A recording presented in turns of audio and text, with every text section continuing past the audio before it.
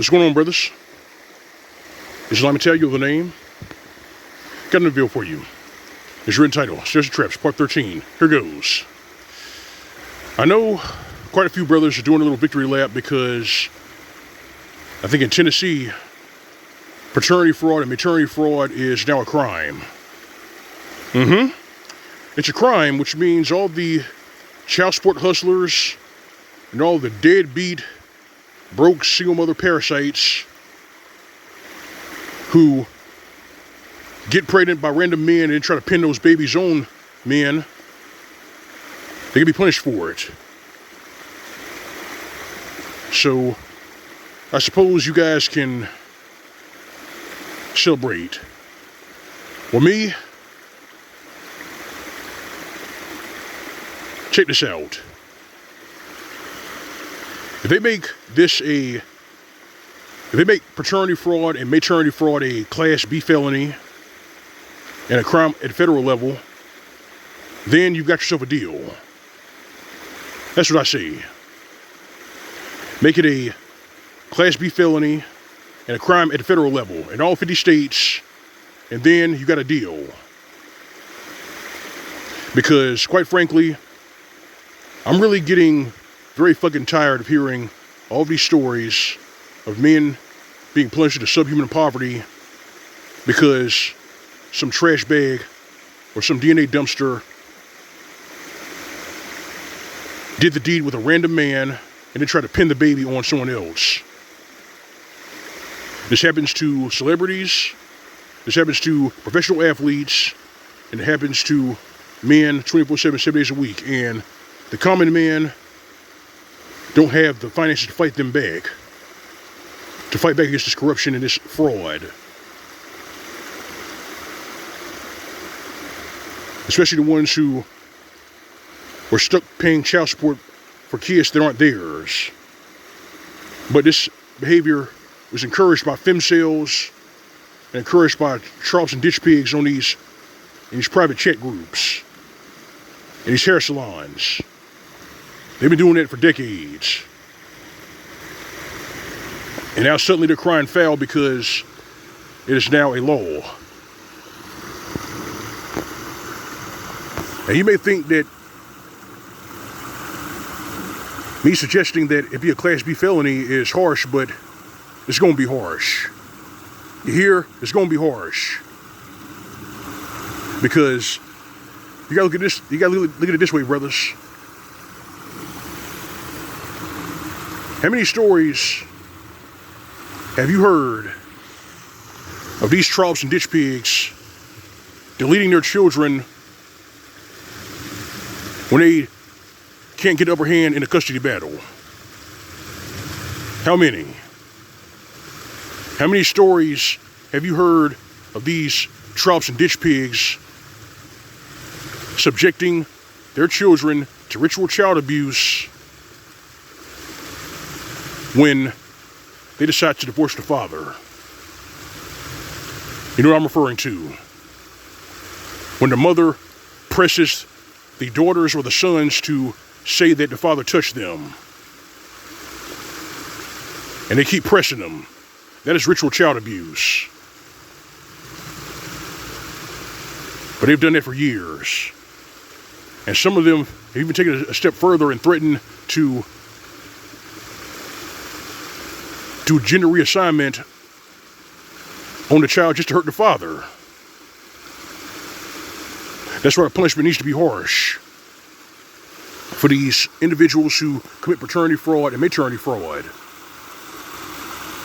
Because they shed innocent blood and they do this shit for their own sick amusement. And they also do it for a free ride and a free lunch. And encouraged to do so by other women, by these bitch-made simps in our legal system and outside our legal system. Oh, and for the hyenas and bitch-made simps who cover for these sick individuals who do that to their children,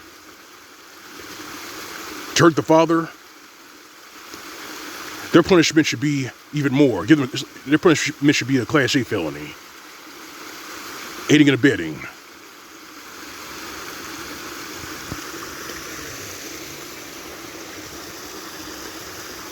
This insanity needs to be challenged.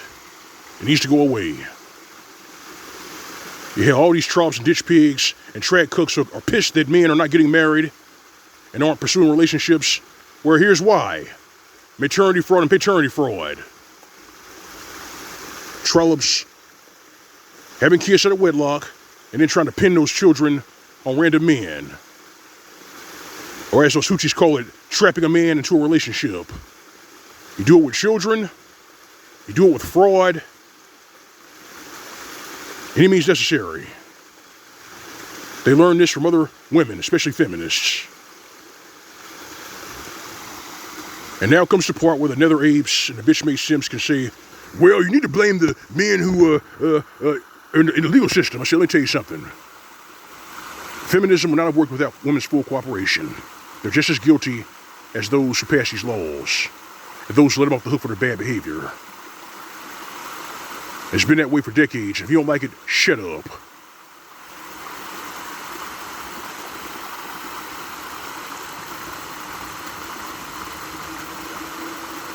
The whole thing is disgusting. But this is snares and traps. And you brothers owe it to yourselves to master your lack of being perfected and to point them out. Not just for men, but young men and boys. Point out these legal snares and traps, these financial pitfalls, so they can maneuver around them and their lives won't be ruined. So they will not be plunged into subhuman poverty and they won't be stuck having to pay child support for kids that aren't theirs.